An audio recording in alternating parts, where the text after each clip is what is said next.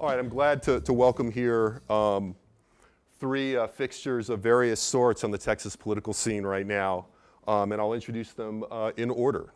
To my immediate left, Jim Warren is a graduate of this university, an illustrious graduate of the government department, in fact. So we're happy to welcome him back to the College of Liberal Arts. He has worked for a wide range of people in Texas politics, including Jack Raines, Bill Clements, Pete Laney, who's been a guest here before, Bob Bullock, Buster Brown, and I think I cut him off. He was still naming names, so I suspect there's more. But has been a part of the lobby with a capital L since 1991. After a false start that quote unquote sucked during the 2005 legislative session, he started Billy Clyde's Political Hot Tub Party this past September, and that's a blog, not a regular activity. It was anonymous, more or less, and maybe he'll explain, why that was and why it didn't last very long. Next to Jim is Paul Burka. We could say a lot about Paul. Paul joined the staff of Texas Monthly 1 year after the magazine's founding. He is the holder of a JD from the law school of this university and is a member of the State Bar of Texas. He spent 5 years as an attorney with the Texas legislature, where he served as counsel to the Senate Natural Resources Committee. He started blogging at Texas Monthly's Burka blog, or is that Burka's Texas Monthly blog?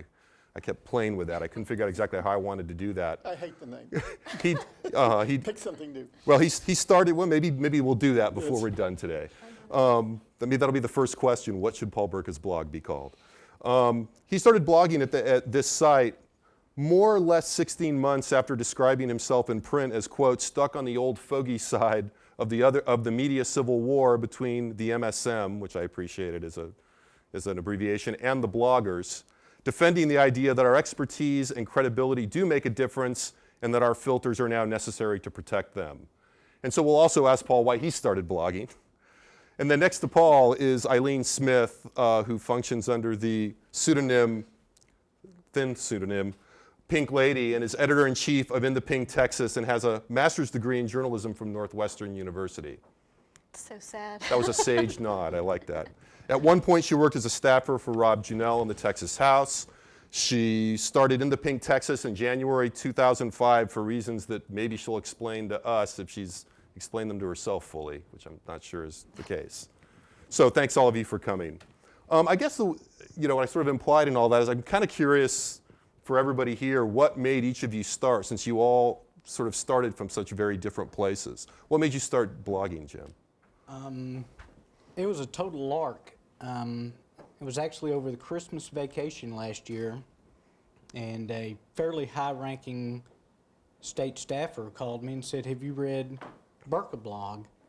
And I wasn't paying much attention. I said something along the lines of, "No, I hadn't been to Bookstop in a couple weeks," thinking it was some new novel out or so. "Oh, Burka, I didn't know he had a blog." So I went on it and I started reading all this, and the speaker's race was the really hot deal. And it was so hyper serious on both sides, the left and the right and the pro and the con. And these have always been kind of low-key internal affairs, and it intrigued me. So I kind of launched this deal for two reasons. One, to see if I could launch a blog, because I'm not very computer savvy. And two, because I wanted to kind of put kind of a humor element on it, because I thought we needed to tone it down, ratchet down a little bit. And for some reason, people found it and read it, and I thought it would last about 2 weeks, and 6 months later, I'm still doing it, and I still don't really know why. That's a lifetime in the blog world, really. How about you, Paul? I think very different reasons for you, right? Oh yes, it was not an option. It was Evan Smith, our editor, called me in and he said, "It's time to change your job description." And that's never a good beginning to a conversation. So I said, generally the thing to do in those situations is just to let them talk themselves out. Don't ask, there's a rule, don't ask a question to which you do not already know the answer. So I didn't ask anything, and he said, "I want you to start blogging." And so, as I said, it wasn't a choice, and it was not a choice I would have made.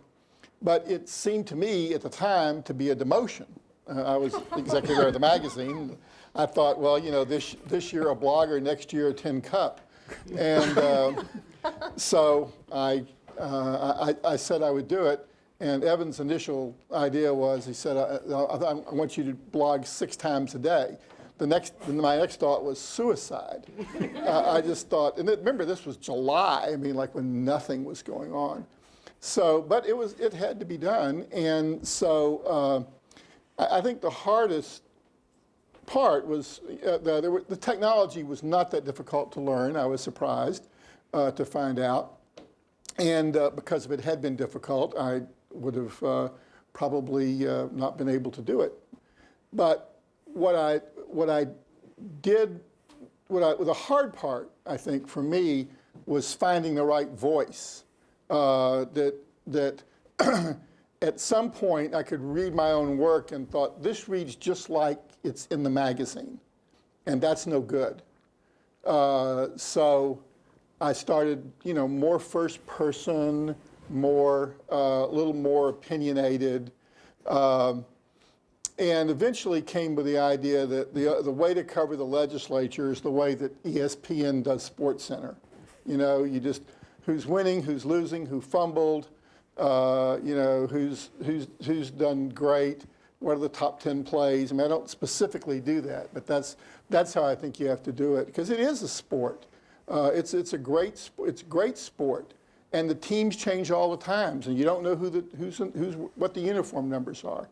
So it was a slow start because July was a slow time, but then as things went on, there were a couple of Tom DeLay law cases. I got to go to New Orleans to watch a case in the Fifth Circuit, got to break that story of I knew how the case was going to come out from having heard the questions. And gradually, once we got into the election and the speaker's race, to which I owe a great debt to you, because Pay.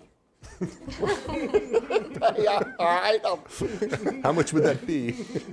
The payment you got is I didn't put your name in there, but there was all this talk about there's going to be this person running and that person running, and I fell for a lot of that stuff.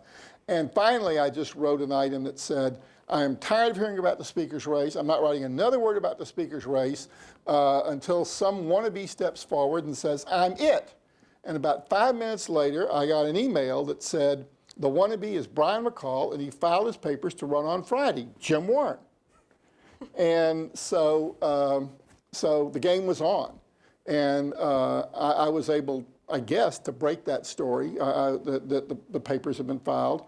And it's one of the things about the blog is you're never can be quite sure that you've broken the story.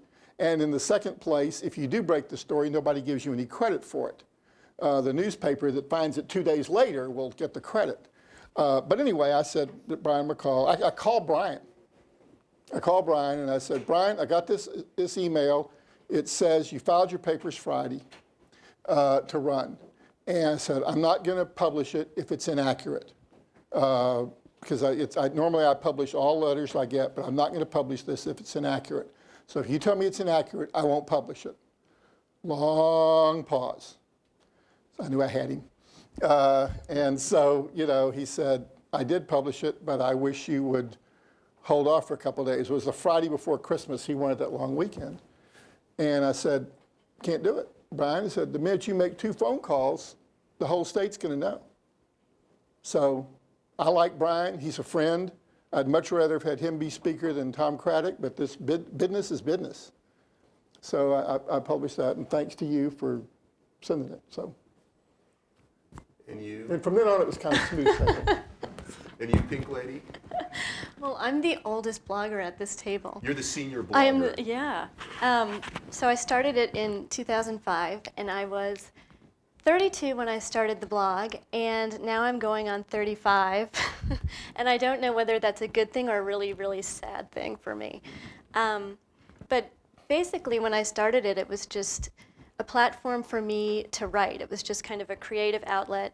And if anyone read it or was interested in it, you know, that was great. there just started to become more and more interest. And I think in 2005 was really when the political blogs exploded around Texas. So it was good timing on my part. But yeah, in the Pinkabilta community around itself, and that's what I really like, is the interaction with readers.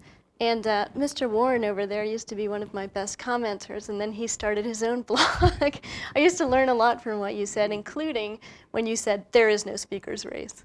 But That was kind of a jab, but I believed it to be true, and it got a little out of hand. It got a little farther than I thought, but So you told her there was no speaker's Right. race, and you told me there was one. no, I said that there's a difference between being a candidate and a race. Right. But anyway, and I also got more people that were interested in it to write for it, and one of my best writers is T.J. Schroet. He's over there. I was going to make him sit on this panel, but Jim told me I had to. So the speaker's race, actually, you kept saying there was no speaker's race, and I was kind of optimistic, thinking that there would be an actual race, and I was at a press conference that you were at, and it was kind of a press conference non-conference when Representative Pitts and McCall stood up there and said, "We have the votes for speaker, it's done," but they wouldn't release any names. And when Pitts was speaking, it was like, and I have great respect for Pitts, but it was like, down-home country bumpkin kind of talk. And McCall was just this polished, very outstanding speaker, and I just thought, why did they decide? Why is it Pitts and not McCall running? But I'm sure there were politics around that. we haven't figured that out yet. No. The main qualification to be speaker is the inability to speak the English language. If you've never been around Billy Clayton or Gib Lewis or Pete Laney or Tom Craddock, you know. There's yes, my answer. Good speakers do not make good speakers. The speaker's race seems to have been kind of critical for all you guys, right? I mean, in different ways. It seems like it kind of got you going. And it seemed like your blog, Paul, kind of really, the buzz really kind of took off, it seemed to me, on your blog. People were reading it, but then all of a sudden, I think somebody mentioned you on the floor during the debate. Yeah, I was in the gallery, and I felt like I was having a naked dream. Like everybody turns around and looks at you,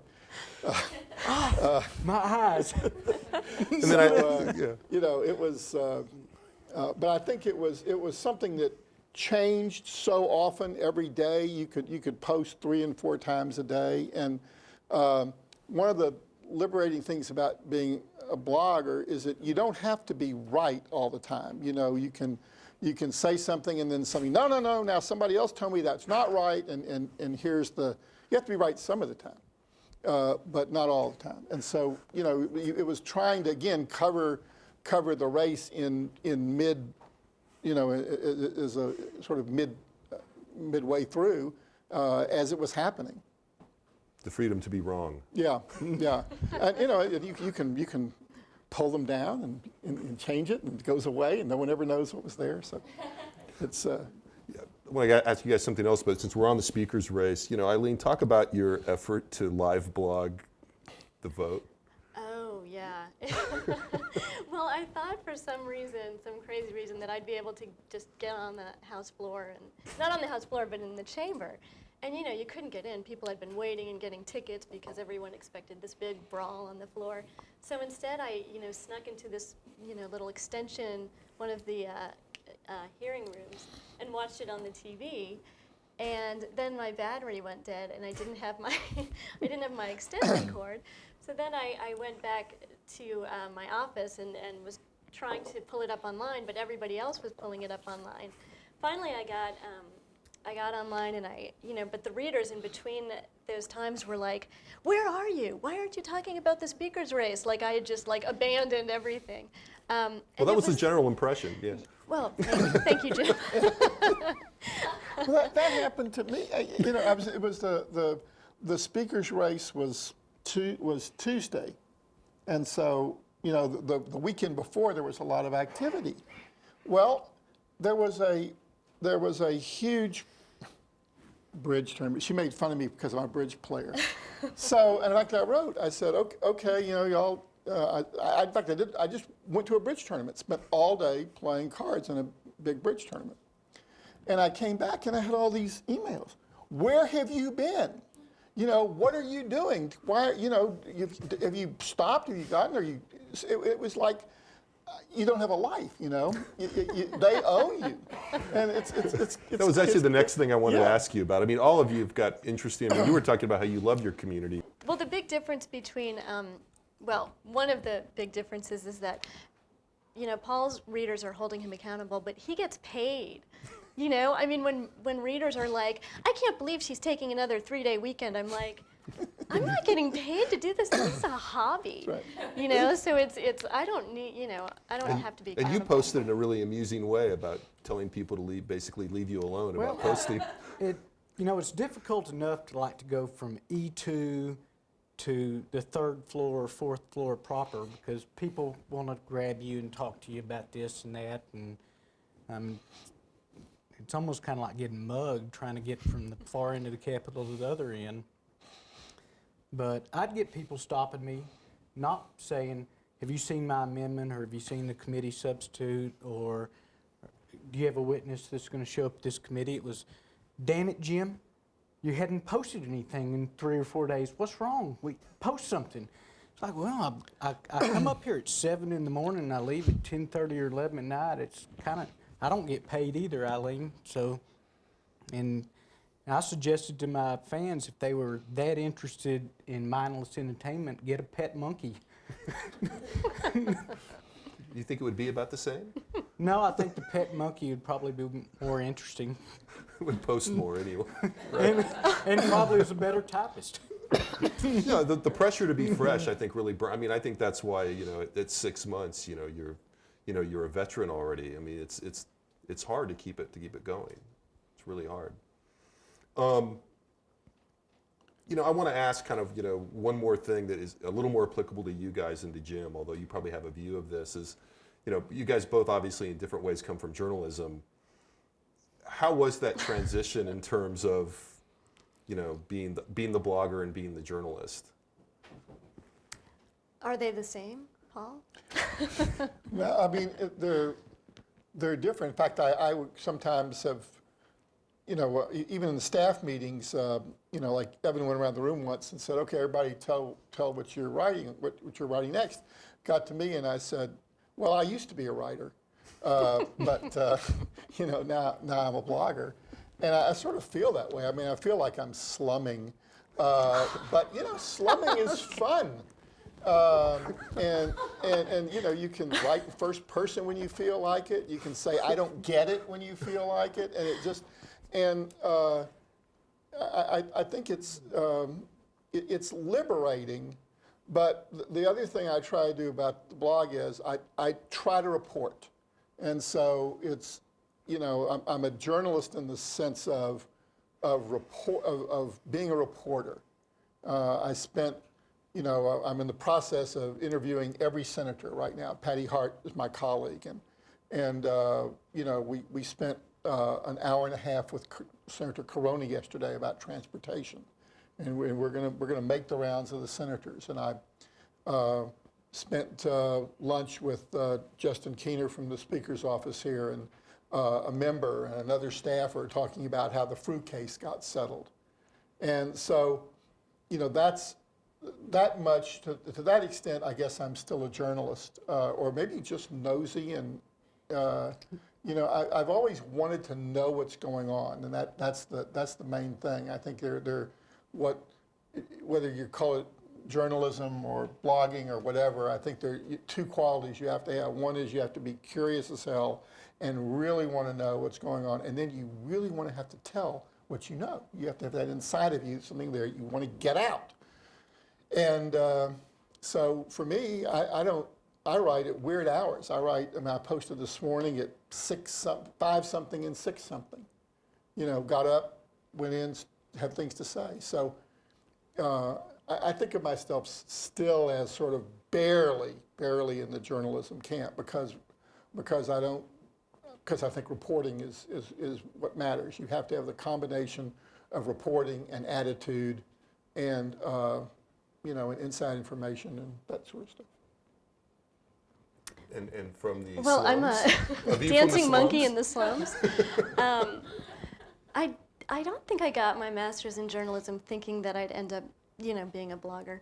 But it's, you know, when I did it, it was kind of like I just wanted to be funny. I wanted it to be, you know, I wanted to show the personalities of the legislators and not just, okay, here's a news story, here's a news story, here's a news story. And when Paul mentioned reporting, I mean, most blogs, except Paul's, don't do original reporting. They just kind of, you know, suck off of mainstream media and then write their opinions. But I think, you know, as more bloggers become almost virtual columnists, it's the way news is moving. It's almost like there is no breaking news anymore because there's this 24/7 news cycle. But I saw one of my colleagues from Northwestern, and I hadn't seen her in a while, but I was watching Meet the Press on Sunday a few weeks ago, and there she was. And she's with the New York Times, and she's on Meet the Press, and I'm like, I'm in Texas, and I'm a blogger. So, but, you know, more and more, I think, traditional journalism, I mean, every major daily, and now Texas Monthly, they have blogs, you know, because people kind of want that insider information. But they don't, but the news, they don't know how to do it. You know? They're learning. They're learning. I mean, Yeah. they're so, they don't, they're still sort of constrained by the newspaper Right. format. You know, that's what, if they learn, I mean, it's going to be really competitive. But Well, I I'll don't tell think you where they're good, Paul, is sports. Sports bloggers at the Morning News, the Chronicle, the big papers, they're good at it. They've figured it out. 'cause But sports politics is writing- lagging a little bit behind that. Well, they have a job as reporters, and then they're supposed to be, you know, semi-cute, semi-funny in this blog. And if they say something about a legislator, they're going to see that legislator the next day on the floor, and Right. he or she probably won't talk to them. They're going to see that shortstop in Well, the clubhouse the little next day, bit. too. Bruce Gibson told me when I started blogging, he said, you're going to ruin your credibility. First of all, I was grateful that he thought I had some. That was a step in the right direction. But you do, you know, you do have to write things about people that you're going to see the next day. Whereas at Texas Monthly, if the legislature's not in session and I write something about Rick Perry, I may not see him for, you know, weeks, months if I'm lucky. He'll be mad at someone else by then. That's right. Well, I mean, it seems hard for me to imagine, though, the kind of things that, I mean, whether it's journalist or blogger doesn't really make any sense to me anymore. But it is certainly really hard for me to imagine anybody writing for the Dallas Morning News or even Texas Monthly and doing the kind of, you know, R-rated stuff that you two do in your blogs. Right. I mean, I just can't really imagine. I'm you know, kind of more, was it PG-13? I don't know what movies you're watching these days. But I have a couple rules, and I've violated my own rules a couple times.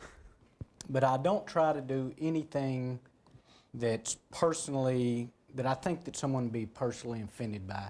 And I have violated my own rule once or twice, and I wish once you hit that send button, you can't get the damn thing back, you know? But I try not to use like Eileen language, which is really bad. That's only when TJ writes. Oh, that's. I'm just the editor. And you know, I don't want anything to be malicious or anything. I try to be kind of goofy, illustrative, make a point, hopefully make it funny, but you know, I don't want anyone to be mad about the deal. right. Well, I wasn't even thinking so much about Matt. It's just, you know, sometimes the tone of the humor is, you know, R-rated. We'll leave it at that. So I don't have to you know, redact the when video. Harry Met Sally, the takeoff on Florence Shapiro and who? Dewhurst. Dewhurst. that was a classic. All right. Well, that points us in the direction of what's going on right now. So what's fun at the legislature right now? Y'all have been writing about it. What have you enjoyed the most in terms of fodder? I think that, and this probably isn't really under the category of fodder, but I think that for the first time I guess the last 6 years plus, I've been amazed that the legislature has ceded traditional legislative authority to the executive branch, kind of without thinking about it. And that's a healthy tug that needs to go on there. And I think a lot of it has to do with there were so many freshman Republicans that got elected 6 years ago that they didn't really understand that that's supposed to be a natural give and take there. And now they're third termers, and a lot of them are chairmen, and they're saying, you know, what did we do? Let's get some of this back, or at least rebalance the deal. Well, in that year, there was like a Republican monolith pretty much, although Dewhurst and Craddock were fighting. But I mean, the Republicans controlled everything. They made every decision. It was their agenda they were enacting, not the sort of, not the long-term public agenda of the state, but the pent-up agenda that Republicans had and were able to enact. And so you really, they didn't see any difference between the governor and the House. And so they invited the governor into budget negotiations, and I was appalled too. I wrote about that. No, I wasn't blogging then, but I was just appalled at it. And you know, finally, and that's to me the great story of the session is that the legislature has discovered it's an independent branch of government and challenged Perry. And I think it was a political castration. Can I say that? yeah. Please do. Yeah. Well, I mean, 2 executive orders both slammed down by the legislature. So, I mean, I thought they were definitely sending Perry a message. Well, you know, your kind of explanation for that kind of makes sense to me, that you have a bunch of new people that don't go in, and at that point, party loyalty to other political allies is sort of developed, and there's no institutional sense or institutional loyalty, and that really only develops after being in the institution for a while, right? I think. Well, you know, when I worked for Governor Clements, he asked the legislature for something called budget execution authority, which is law now, and they put all kind of restrictions on it and said the LBB had to approve it and everything, and that was considered a huge granting of executive authority just by doing that, even though there was major legislative oversight. Now they're just giving the governor $300 million and saying, this is your enterprise fund, do what you want. And executive orders don't mean anything. I mean, time of disasters or lowering the flag when someone important dies, but it's not appropriating money. Anyone who thinks this HPV deal, the Gardasil? Yeah. Anyone who thinks that's a public health debate is wrong. That's a separation of powers debate. And if it was a public health debate, Jessica Farrar is a great legislator, Dennis Bonnen is, but he's a great insurance agent, she's a great architect. Those aren't the people you want debating your major public health issues. It's a separation of powers debate, pure and simple. That I think that was the hardest thing I've had to write, was trying to explain where I thought Perry was coming from on this. And I wrote that I thought that he was power hungry. And you can see if you just look at the executive branch, the insurance commissioner, former Rick Perry staffer, the PUC commissioner, former Rick Perry staffer. You just look all through state government, and he is all of the people he's appointed are his staffers.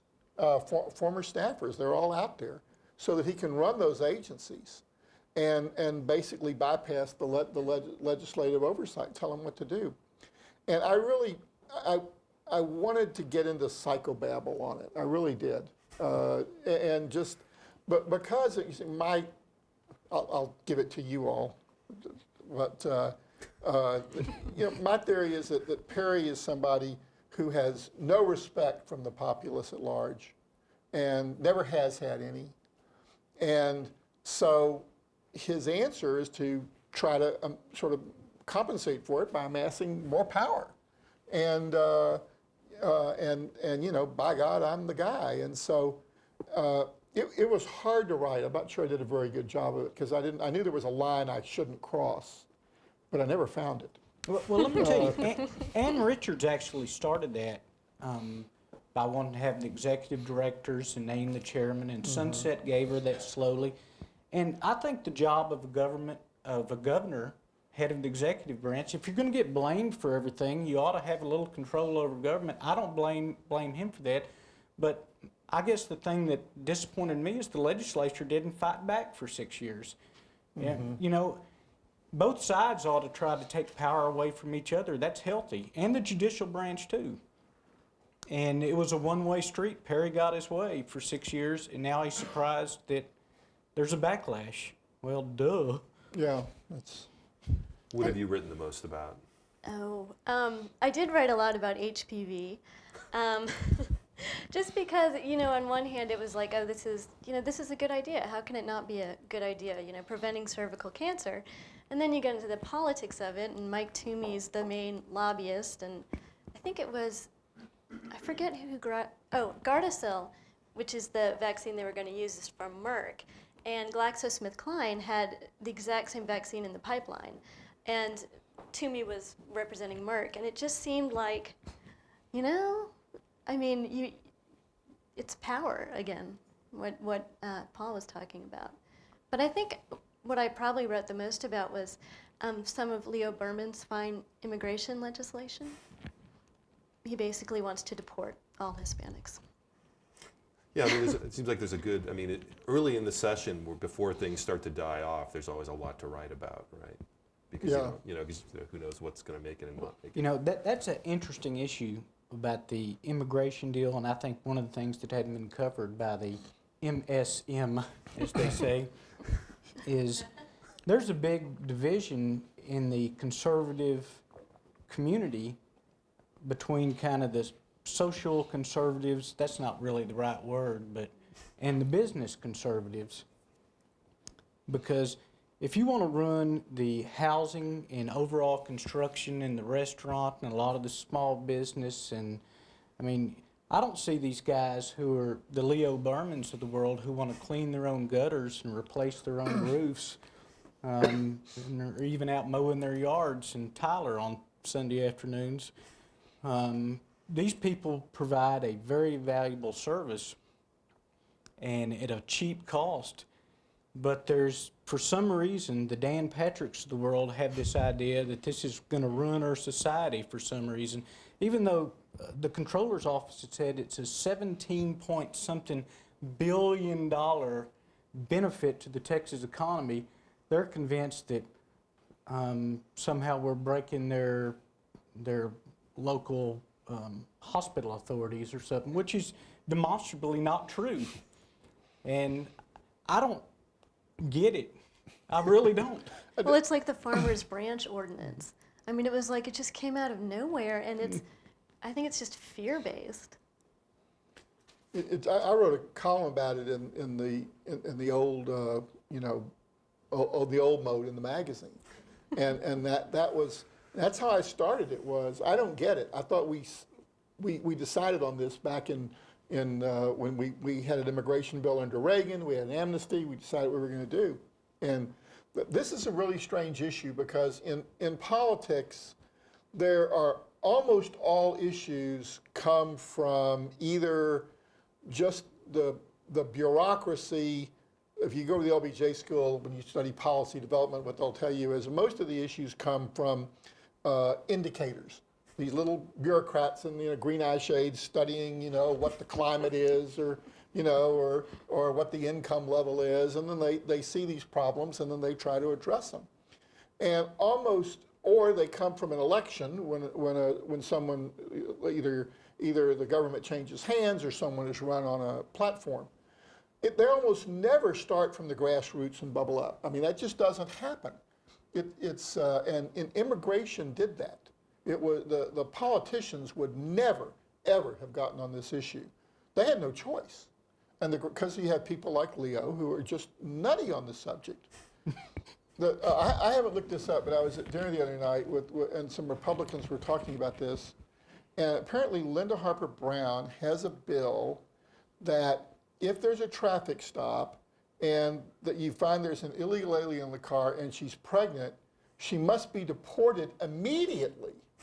so that she can't give birth on American soil and have a citizen. I think they're sending illegal babies over in like Moses baskets back to Mexico.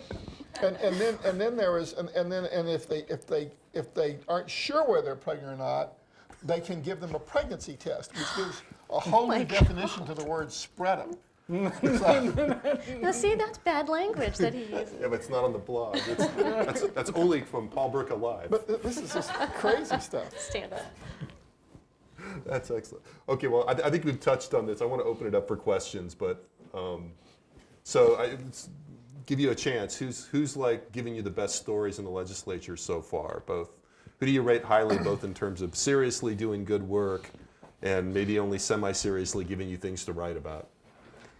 You know, my opinion, there's always a group of workhorses and show horses, and then there's, as his magazine calls them, furniture, which I don't think there's anything wrong with furniture. There's a place for that. If you know your furniture and act like it. And maybe there's just one little bitty deal that you're good at in one committee, and you're kind of the rent-to-own guy or whatever, you know. That's fine. But if you're noisy furniture, that's bad. That's bad. Yeah. But you know, it's the people that you would expect. It's the folks who know how to get together, majorities or super majorities. The Senate's real interesting because the Senate has basically become, in my opinion, almost operating on a unanimous consent basis. Just because they have to. There's no way they can deal with all that. The Senate had their most productive day, floor day, as far as non-uncontested calendar days today, and they passed 14 or 15 bills. And, you know, it's April, whatever today is, April 11th or 12th. And 3 yesterday, wasn't it? yeah, it was 3 yesterday. So, you know, hell, get on a roll. It might be 20 before the week's over. But they have so much to do.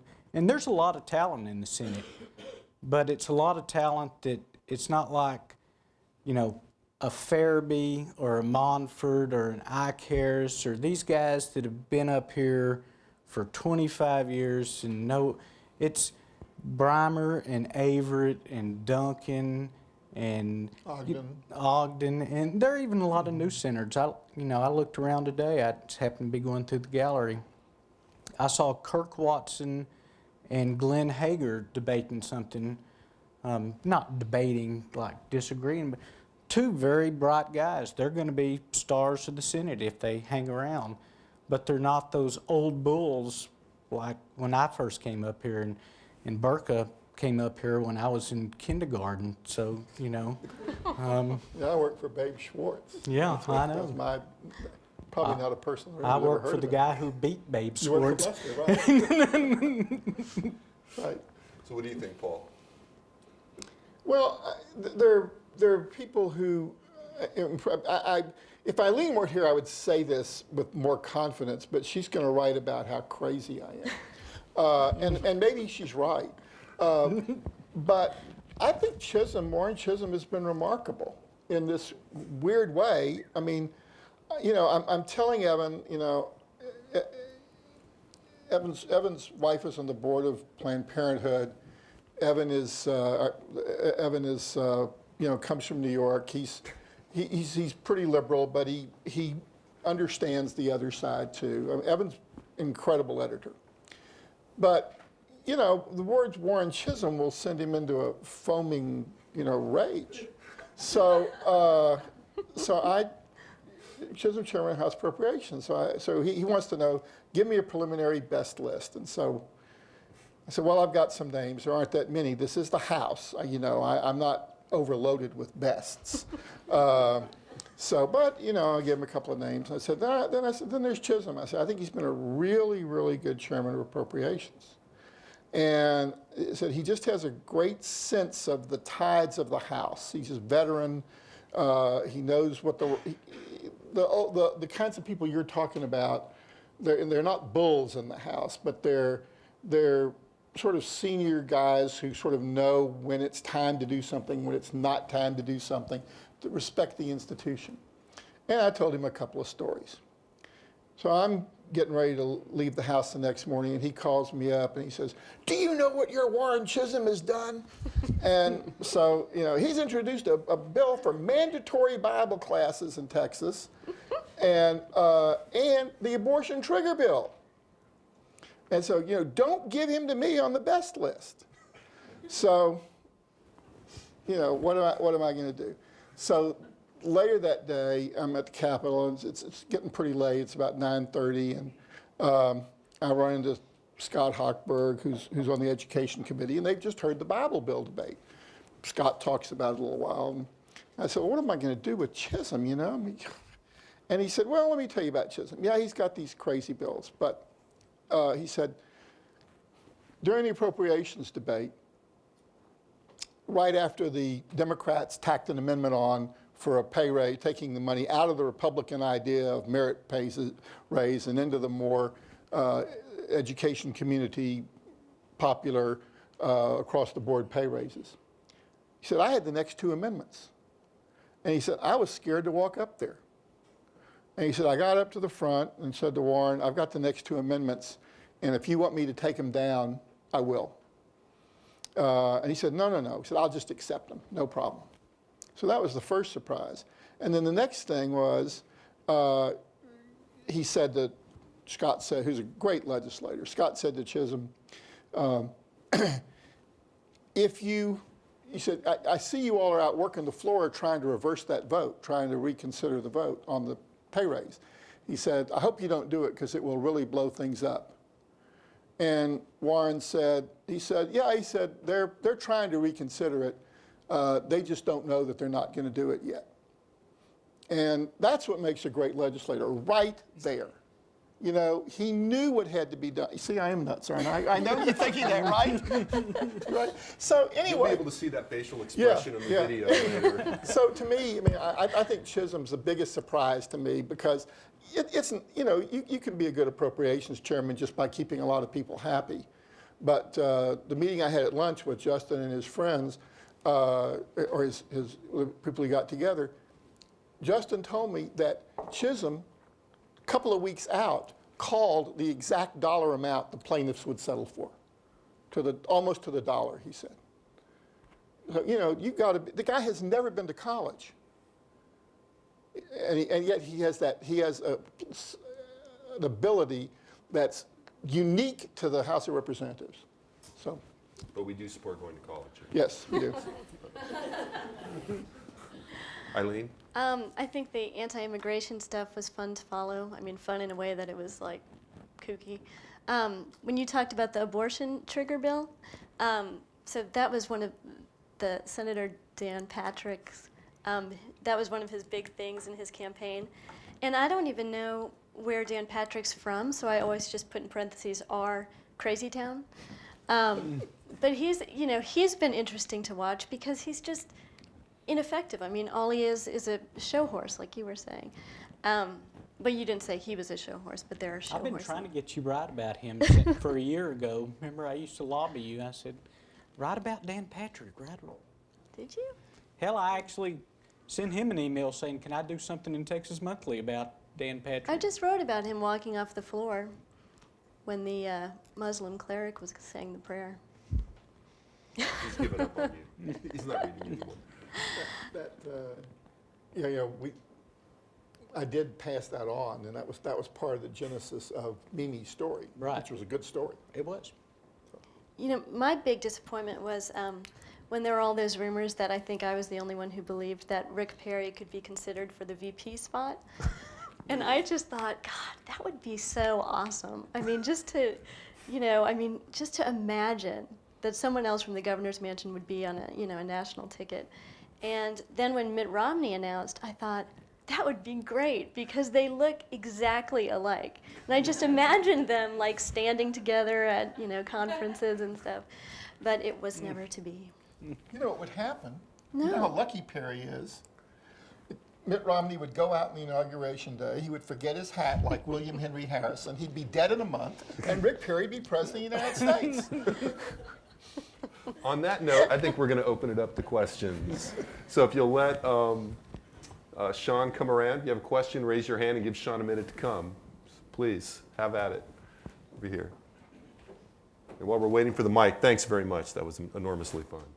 One of the big questions or problems with blogging in general, and indeed, in a way, with the internet as a whole, is the question of filters or verification or vetting of information. And some people seem to think that the old John Stuart Mill marketplace of ideas will take care of that somehow. But we see all sorts of instances of real damage being done by people taking blogs seriously and linking to things before anybody's really checked on things. And I wonder what each of you thinks about that, the scale of that problem, and whether you have any good ideas about how to try to deal with it.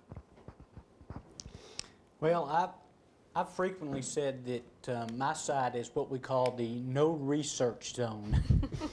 And I think the last thing I wrote something very authoritatively and then said in parentheses, and I know this because I can remember someone told me this a long time ago and I vaguely remember it. So that's kind of the way I bet my stuff.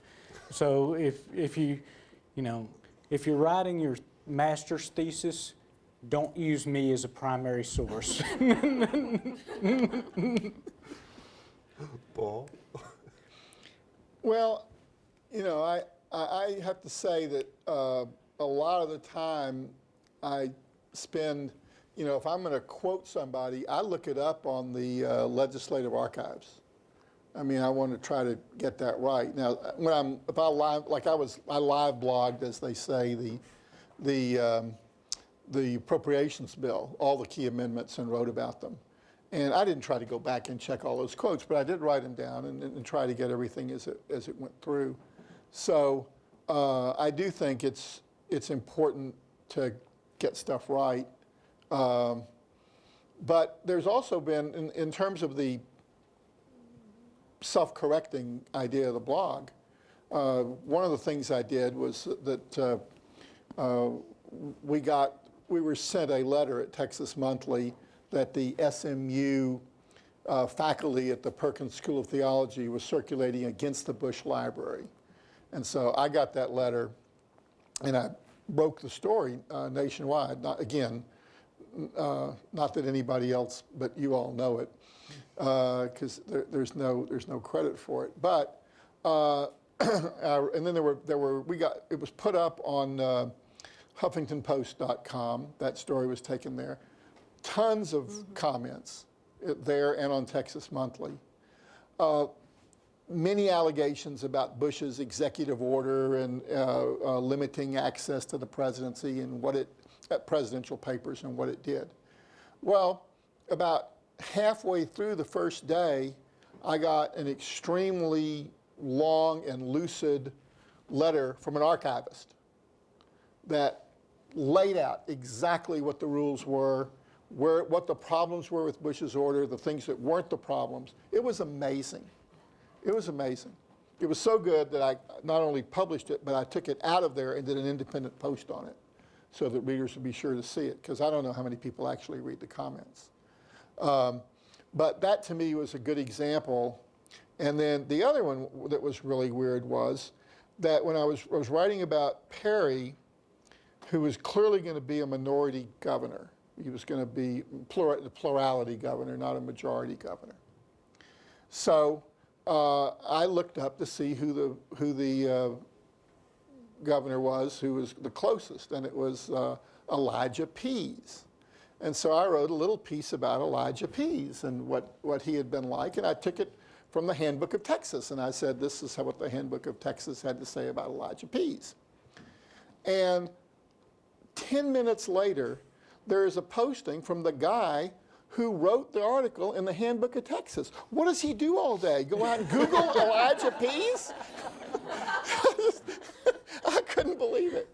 So anyway, it is an amazing medium, and the people that you never know who you're reaching out there. And I do think that people, just like when I said I'm not writing about the speaker's race anymore until there's a candidate, and within 10 minutes, Jim had sent that message in that there is a candidate. Do you think the blog really helped sort of moved you along in thinking about that? Because I mean, I sort of quoted your, you famously kind of Right. quoted, your sort of article in Texas Monthly saying, Which Evan hated. Right, Evan, yeah, no, I know. Yeah. In March of 2005. You do? In March of, I think, yeah, anyway. Right. In March of 2005, Paul kind of wrote a column saying, after the Dan Rather thing, being very skeptical about blogs and defending, in a sense, the filters that are in mainstream media practice. So do you think that actually doing the blog not made you change your mind, but added more depth to the way you think about this? Well, yeah, I think just those experiences that the people who are reading them and comment, and there have been others where experts write in and really know. They really know things. I've gotten a letter from a lobbyist who had a child in TYC and wrote about what it was really like as a parent dealing with TYC. And that was really incredible to have that. So I am amazed and incredibly respectful of how the blog transmits information. On the other hand, there is obviously a lot of garbage that comes out. But if you read the blogs about Texas politics, which I don't read them all every day, but I try to keep up with them. There are some that there are none that I read that are just things that are just plain wrong. And they all shed a lot of light on them. You can find a lot just by going down the list of those items. I mean, Bernard's report. Anybody hear from Bernard's report? Those are young guys and women, but they're good. It's got a second generation too, and the second generation. Yeah. They break some stories. So I think it's pretty good. I still think there's no substitute if you're going to cover it the way I want to cover it for reporting. You've got to report. I mean, I'm in the middle of a story now about in a fight with Dewhurst, who called me yesterday. I had said there was going to be that there's a rebellion in the Senate against Dewhurst on the. I heard that this morning. Yeah. They're trying to round up 11. Yeah, and on the appropriations bill, and I had it a week ago. I wrote something about a week ago after talking to some Republican senators. There's one Republican senator that I didn't used to like him, and he didn't used to like me, but he decided he had to have somebody to talk to get this stuff out, and now we are best friends. And so, but so I said, I wrote about this. Dewhurst is in trouble. He's got all these problems, and the budget bill may get out because of how he's handling things and who he's probably who he's putting on the conference committee. So I got a call from Dewhurst yesterday.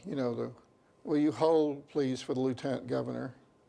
And so Dewhurst says, the bill had just gotten out of committee. See, he's so chicken. He didn't call me before and say you're wrong. He waited till he got the bill out on a 15-0 vote. And he called me and he said, well, I sure want to thank you, Paul. He said, you wrote how the bill was in trouble. And all of a sudden, he said, senators were coming into me and promising their vote. And now I got it out 15-0. He said, I just want to thank you. And I said, Governor, I am happy to serve. Call on me anytime you need more votes. I'll do whatever I can to help you. And of course, we're all just gritted teeth, but this is how we're doing. So today, I got up and the first thing I posted was, don't be fooled. Yes, the bill's out of committee, but that is not a settled issue. Those senators are still working. They think they can get 11 votes to beat the bill. And I said, this is not rumor. I don't print rumors. Well, hardly ever. And what never? Well, hardly ever. And so said this is not rumor. This is based on conversations with senators. It's a real deal. It's serious. So, that's kind of I think you have to be able to do that if you're going to try to break news in a blog, which is one of the things I want to be able to do. Ms. Smith? Wow. Do I have to follow Paul? Yeah. Just talk about what the lieutenant governor said to you when he called you this morning. If you've read my blog before, it's irreverent, and to your question, I can't afford a team of researchers or fact checkers, so I kind of just write things, and if they're true, that's good. No, I actually don't. I mean, I write things based on news stories, but I throw in my own things, but they are usually, if I'm adding a joke to a quote that someone said, it's obvious that they didn't really say that. People can see it as parody. Like this morning I wrote about a bill by Charlie Howard, all about, kids in public school being persecuted, because of their faith, and how we have to reintroduce the faith, and he has legislation on it. And so I said, that he periodically sports, oh no, now I'm forgetting the name, stigmata on his hands and feet. So people probably know that's not true. Except on his staff. Right. But, I mean, he might have gone, checked his hands. So there's, I can poke fun at legislators or poke fun at some stories, but people know that that's kind of my voice. And so, readers can expect that. And another thing about blogs in general is that if you do have a community, if you write something false in a post, people will tell you in the comments that's not true, people that are, on the opposing side. And so there is that kind of balance. You publish everything you get, every comment? Oh, yeah. Yeah, I do too. We have a question over here. Paul, you had a quote earlier in the panel. You said, bloggers, you have to be right some of the time, but not all of the time. And I have a question. My question is, should journalists who are blogging have to follow the same journalistic standards that they would for print as they do for blogging? And in light of the fact that journalists receive many protections that a regular blogger wouldn't, whether it's constitutional, case law, statute, et cetera. Because I'm seeing a lot of, I've even had this conversation with several reporters where they'll put something up and they're like, well, we didn't ask the other side, but we thought we'd ask for the other side's opinion later.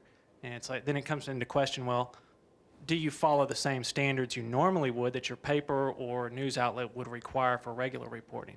And I'd like everybody's, I see it as two different categories: journalists who blog and citizen bloggers. Well, for me, I guess I am pretty well aware of things will come in to be, things will be sent to me by email that set off my antenna go up. I was sent some stuff about the guy who is now running the state school out, the TYC, Ed Owens. Ed Owen. Owens, right? with an S. Owens, okay. His mother was my high school biology teacher. So. Oh, okay. The and it alleged that he had been a defendant in a lawsuit while he was at TDCJ, the Department of Corrections, sexual harassment lawsuit, and had covered it up. They had documentation for it. They spelled the guy's name wrong. Whatever the right way is, they spelled it wrong. And even though it had documentation, I never used it, because if by chance it happened, there was an Ed Owen or an Ed Owens there, whatever the wrong spelling was. It's a blog on the Texas Monthly website, and if Eileen gets sued, her massive holdings and trust fund might be endangered. But for me, it's Texas Monthly, and so I have to be pretty careful and aware of libel and things like that before I write. That's probably the biggest thing different between me and just an ordinary blogger, is that doing it on the Texas Monthly website. I don't run it by the lawyers, but you don't go through the fact checkers either, do you, for the blog? Right? No fact checkers. Wonderful. Which is interesting. No fact checkers. No fact checkers. No copy editors. They can't stop me from putting a percent sign instead of writing the damn thing out. So that sort of thing is really good. But But Evan does look at it, and if he has a problem with it, we have an agreement that he can go in and change it, which he's my boss. He ought to have that right. So. Well, I'm not a lawyer, but if you didn't know that, I think that my site's pretty much protected by parody, and that these are public figures. So, you know, if someone, I have been threatened by lawsuits, but I'm like, what are you going to take? My website, you know, my domain name? So usually when someone, you know, emails me and says, but I never said that quote, I never said I have stigmata. You know, it's like I can say, you know, this is a parody. It's like Jon Stewart show is a parody. I mean, you can't really, and you know, I really haven't heard of many lawsuits successful against blogs. It's just, I just don't know how they would do it. I mean, I'm sure in time there will be. Do you wish you enjoyed more legal protection? Boy, I'm about as judgment-proof as you can get, so get after it, big boys. No, actually, nothing I write. Like I said, I try to write nothing. I don't come from the right or the left. I do a goofy little intro usually. I try to make a point. I try to make it kind of humorous, and it's kind of iffy whether that ever happens or not, and kind of close it up and, you know, get people. Really, you almost have to be a legislative insider to really get a lot of what I say. So I write for an audience of, you know, maybe 1,000 people, and best I can tell, only about, you know, maybe 500 or 750 ever look at it. So I mean, it's more like a club than a real, and like one of their blogs where they have millions of people that look at it every day. Worldwide. I think the most I ever had during the speakers race was 5,000 in a day, and they were real happy with that. Huh. But for the most part, you know, I don't know.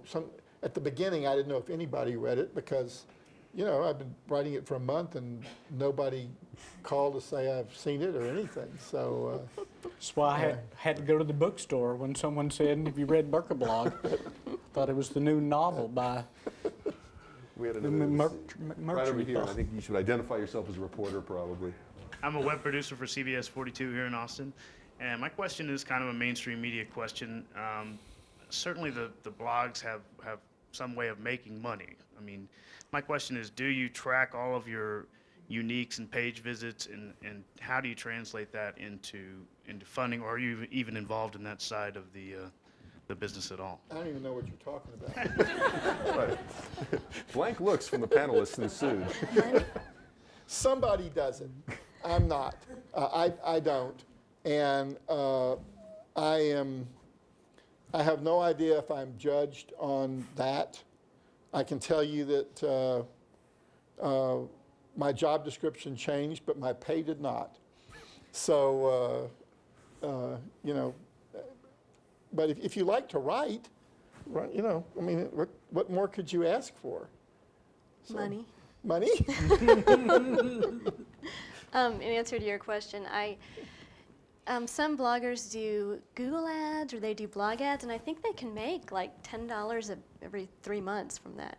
So I don't like the way it looks, and I just, you know, I didn't ever want to take political ads, so I don't make any money off my blog.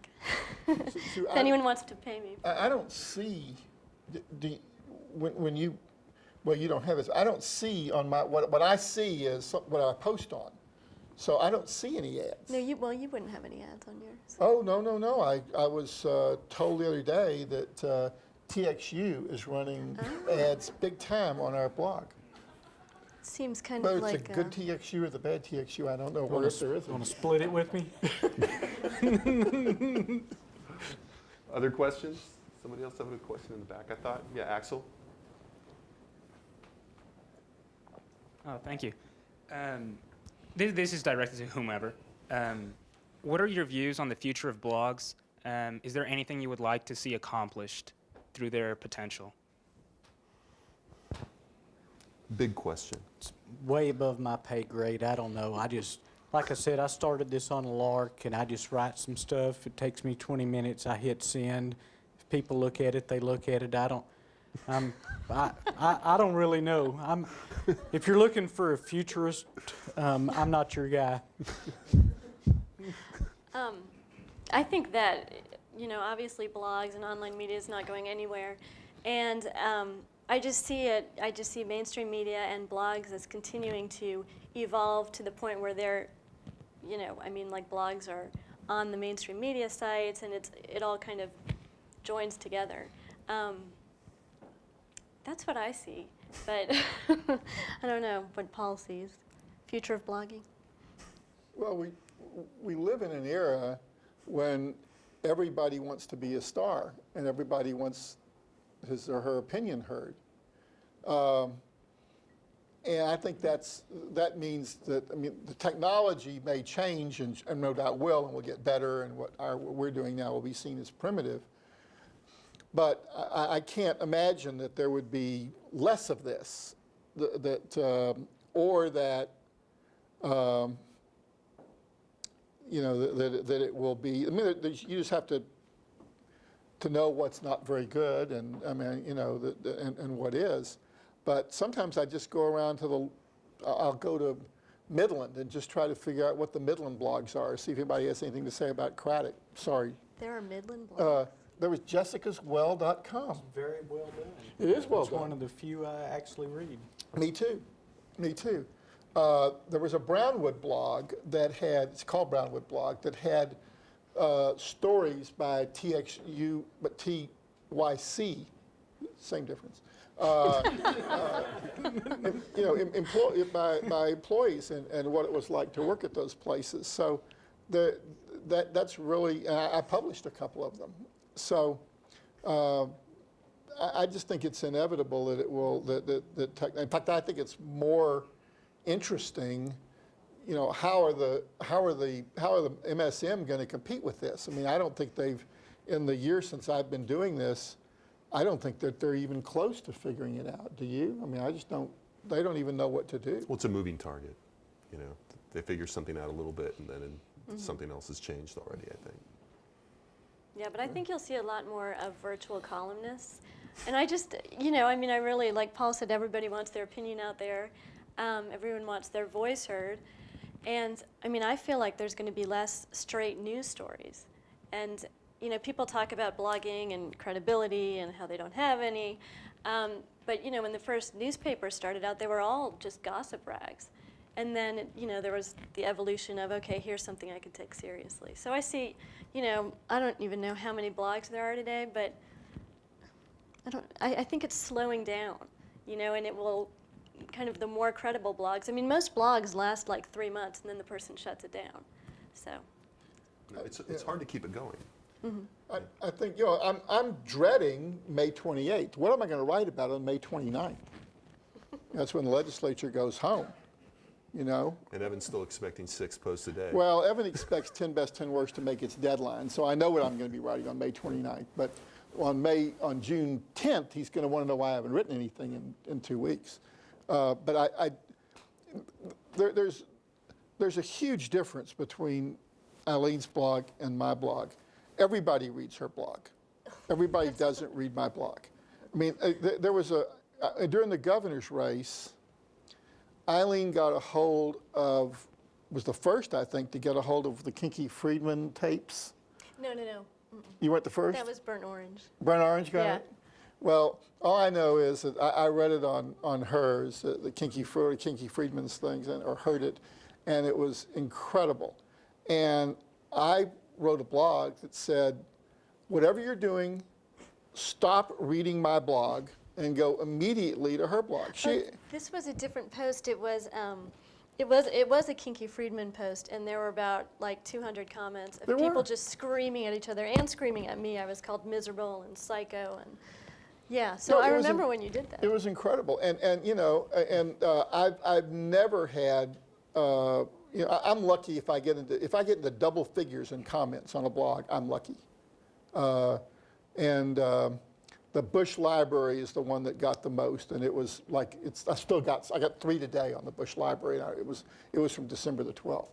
But, you know, people read Eileen for entertainment and insight into people. She has this Charlie Howard thing, she just has a dead eye for people, and so they read it. Everybody reads it to be entertained. They may look at the headline of mine and move on. I mean, I had lunch today with John Davis, remember? Justin brought John Davis along, and he said, I don't read the blog. I don't read any blogs. He's a member of the legislature. So, you know, what am I supposed to say? Well, I'll get you tomorrow. He reads mine because he sent me a note the other day thanking me for something I said on his. No. So. Other questions? Well, it's getting late in the afternoon. I'm going to thank you all, but especially Jim Warren, Paul Burka, Eileen Smith.